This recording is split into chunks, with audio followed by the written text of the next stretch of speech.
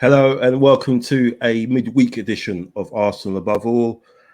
We've just switched off a pretty tetchy, scratchy game where Arsenal did the business in a sense against Bodo Glimt and taken a couple of steps closer to that first place and qualification for the knockout stages of the Europa League, and it sets up our doubleheader against PSV over the next fortnight. To go through that with me, I've got the man who, when he's not sorting out the queues on the London Underground, he's happily to stand in a queue for the latest Arsenal merch, and that is Stephen Osakwe. How you doing, my friend? Yeah, all good, King. How's it going? Not too bad, not too bad. So let's jump in. 1-0 win tonight. Like I said, a bit of a scratchy game. You know, it looks like there were a couple of bits and pieces which looked nice. Fortunate goal by Saka, who probably was the star man, over the whole piece, and as well as somebody else which we'll talk about in a minute. But what was your take on the performance tonight? Yeah, I mean, as you said, look, it was about a number of changes in the squad from the back line to the attack. There were some good performances in there. It was a difficult away game, difficult pitch, nothing that the players would be used to, but, they coped well. Some scary moments in there as well. They came out and tried to attack us and open us up a few times, but, happy to get the win, clean sheet, no injuries. Like I said, some good individual performances in there. The team was obviously a bit disjointed from our usual league team, players coming in from injuries, like Nelson getting some minutes and stuff like that, and still trying to find their feet and their place. And that's just going to come with games. But yeah, happy with the win.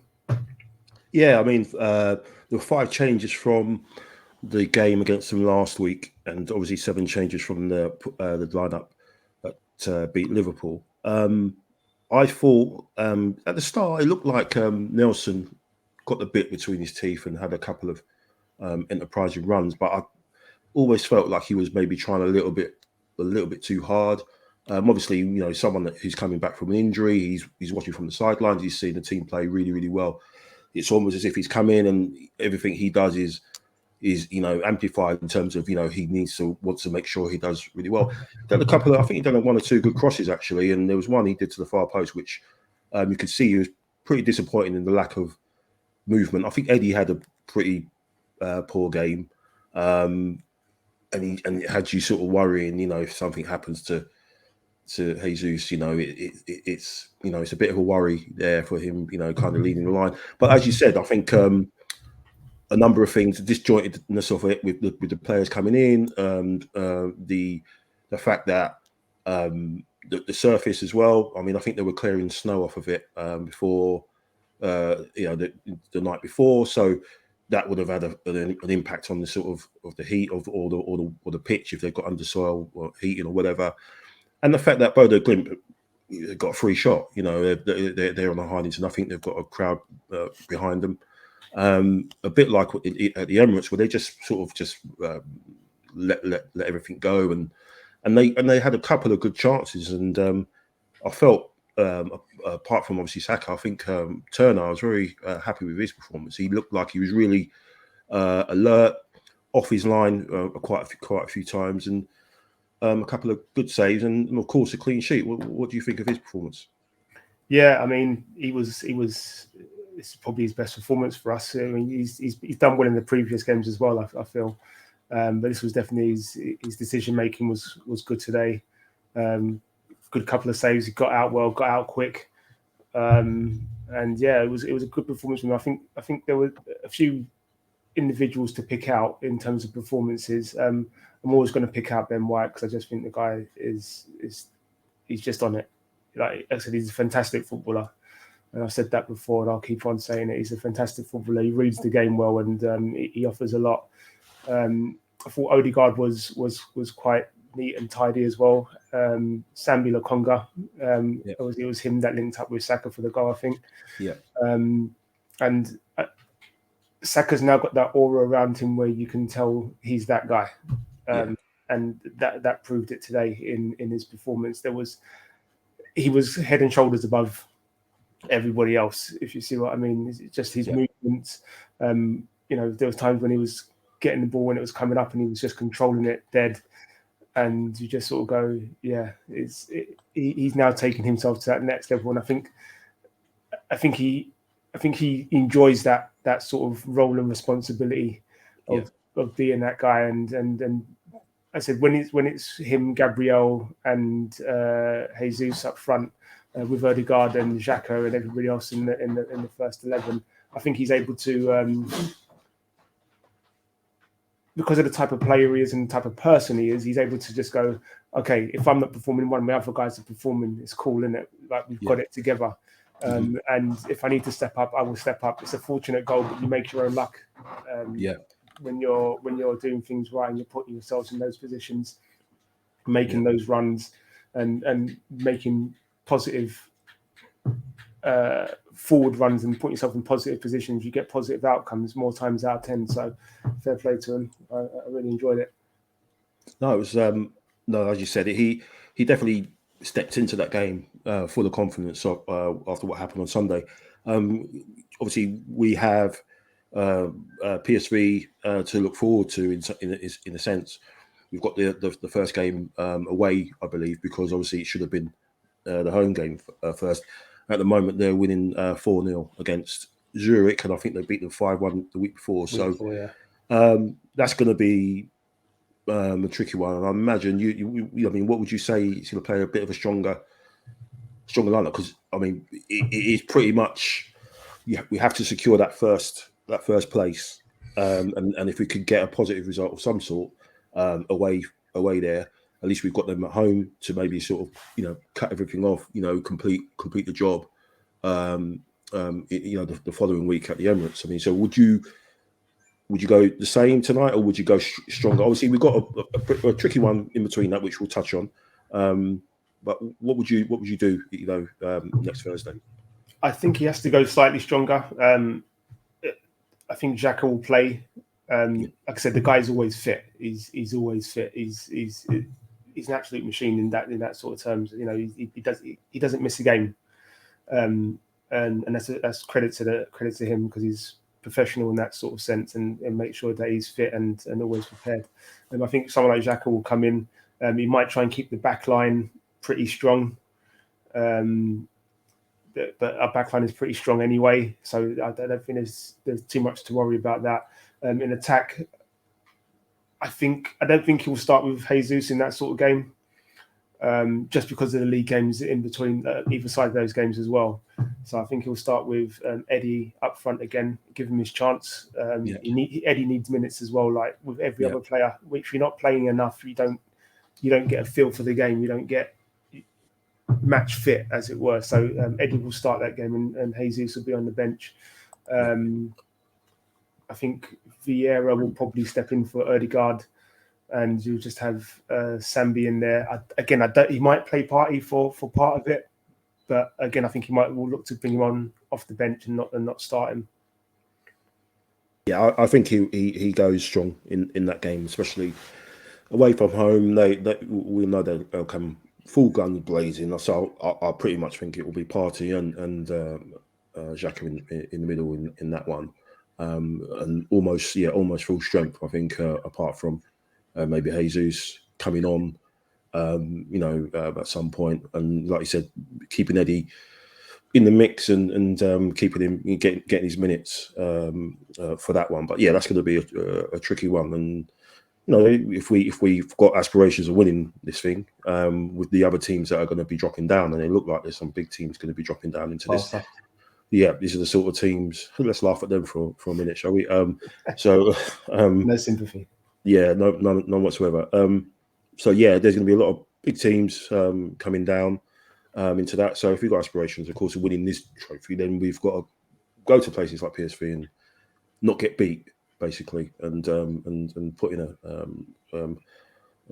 another statement performance, which we've done all season, to be honest.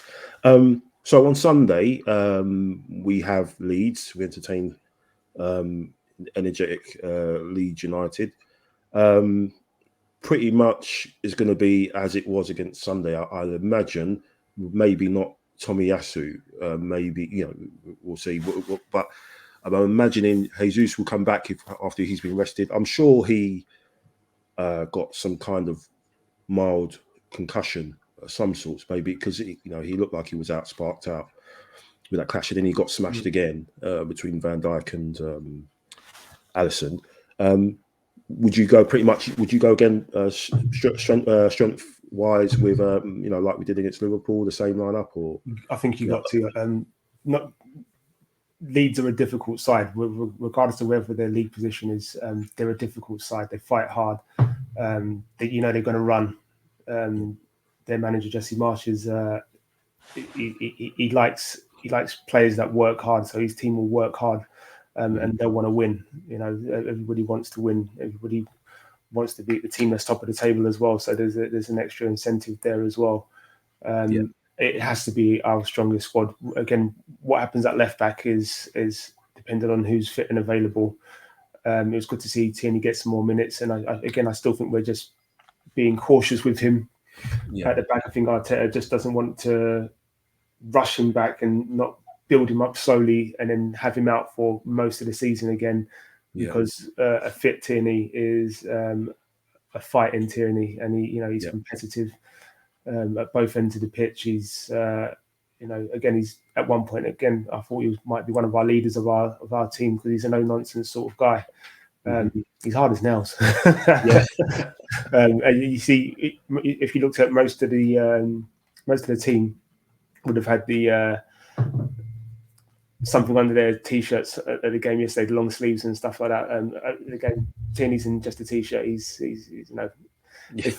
I know that's usually set by the captain when it comes to winter, if players will wear long sleeve or short sleeve. If it was up to Tierney, everybody just wear short sleeves and just deal with it. I mean, he's I almost wish he would sort of look after himself, because he picks up all these muscular injuries. It's like, come on, mate, we know you're Scottish, we know you're tough and everything. Just wear a top, just put underlay on there.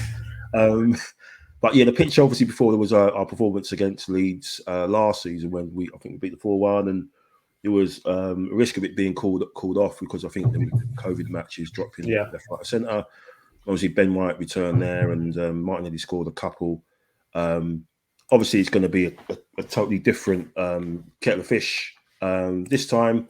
But if we have aspirations of getting to where we want to get to, we've got to go to these places and win, but and then secondly not get beat and not do anything stupid.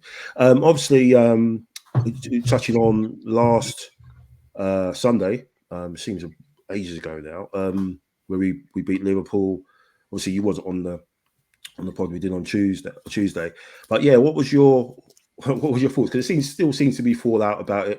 Klopp was obviously taking a few heads off in the press conference about some of the stuff that has been said, and obviously his thoughts about the first goal shouldn't have been allowed, and then the free kick, the penalty, was soft. Yada. What was your thoughts on obviously the game and the fallout and the reaction really from the usual suspects, I should say, the media that loves us so much. Let's go through the goals, shall we? So the first goal was just clinical. It was so crisp. I mean, 58 seconds, I think it was. Every pass was clean. Every even the pass into the goal from Martinelli was clean. It was beautiful to watch. So there's people talking about Saka possibly being offside. That's a possible and not a definite. If you look at it from the camera angles that we got to see it from, he looks onside. Yeah. yes, they can say, oh, but he's possibly offside, and we'll never know. But that's not his fault, our fault, or anything else. That's down to VAR, right? So they can say, oh yeah, it could have been offside, but it's not guaranteed. So he looks more on than he looks off. Of course, that's my bias coming through, but he looks more on than he looked off. And if the lino's not picked it up as well, then it's a goal. I think whether it's this game or not, you want to see the attacker given the benefit of the doubt, and that used to be the case. I said I don't like the odd elbow or a fingertip or a shoelace over the line saying no, that's offside. Gives the attacker the benefit of the doubt, and then you get more goals in the game and less talking points. I still think VAR should be the challenge rule instead of everything referred to VAR.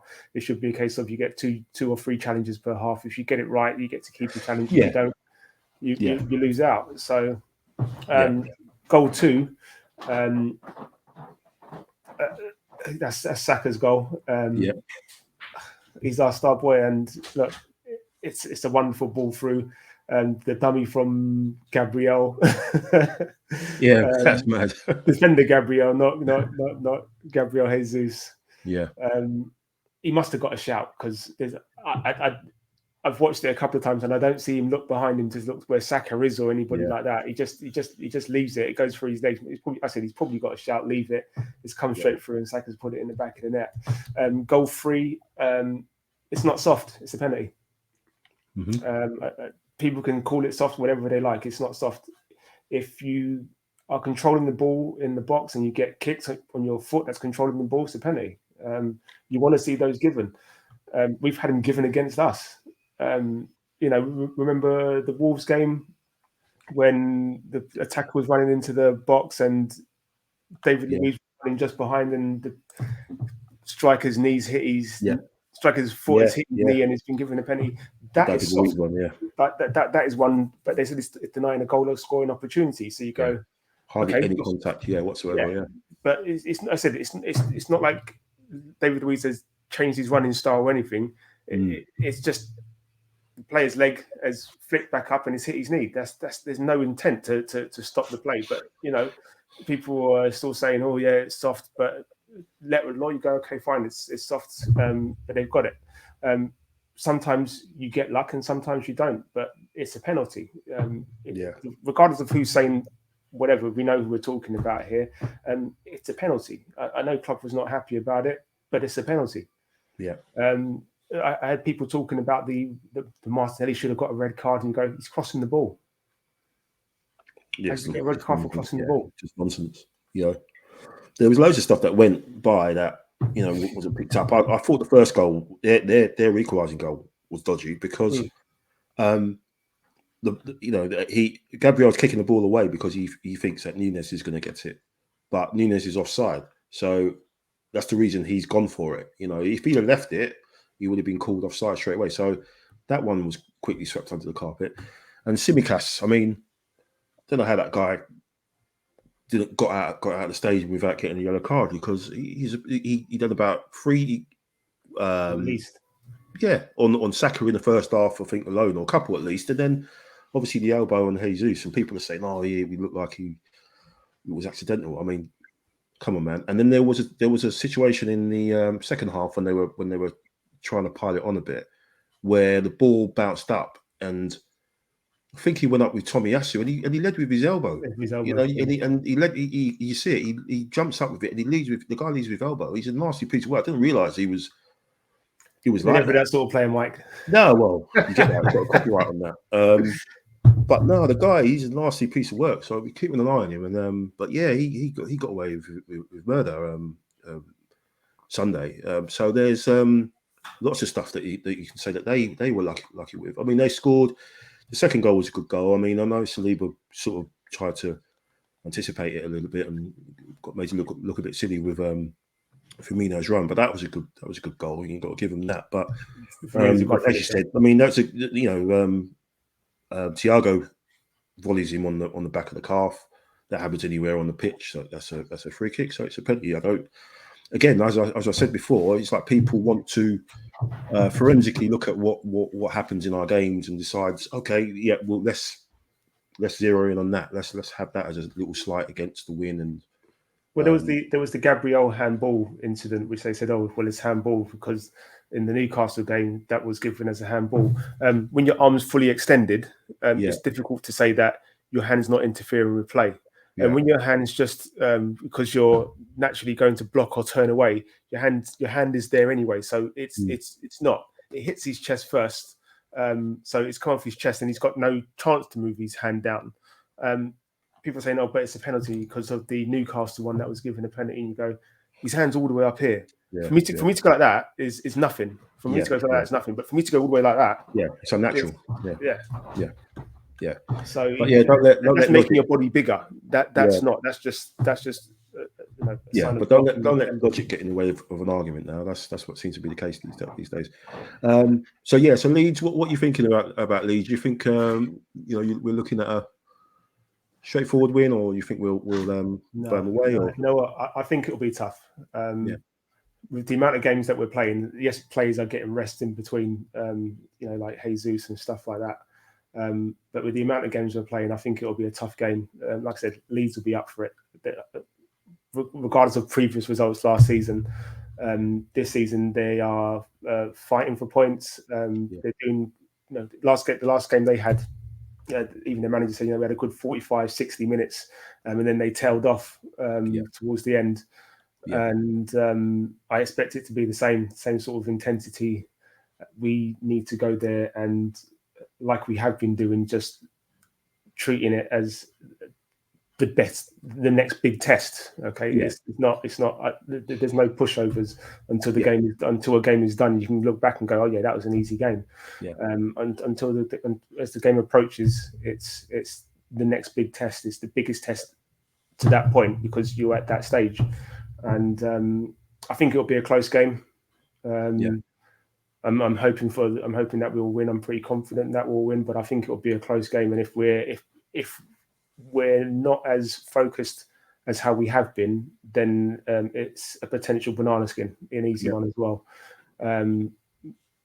But I think we have enough in attack to beat them, and defensively to keep them out. Yeah, I've got the same vibes as maybe the Brentford game where it looked like that was going to be a really big test, and we went there with the right attitude, right from kickoff, and just our class told. We just sorted them out nice and good and proper. So thanks for joining me tonight. To talk about quite a difficult game, and obviously one we're happy that we've managed to navigate and get through. We'll be back next week, hopefully. Again, talking about another win. I think that's like six in a row. Do you have anything you wanted to say? Any shout out, Steve? You have a couple of people. Yeah, there was. I've had a couple of listeners, a couple of my mates from Australia. Thank you for watching. Seb, Oscar, Megan, all down there in Australia, listening.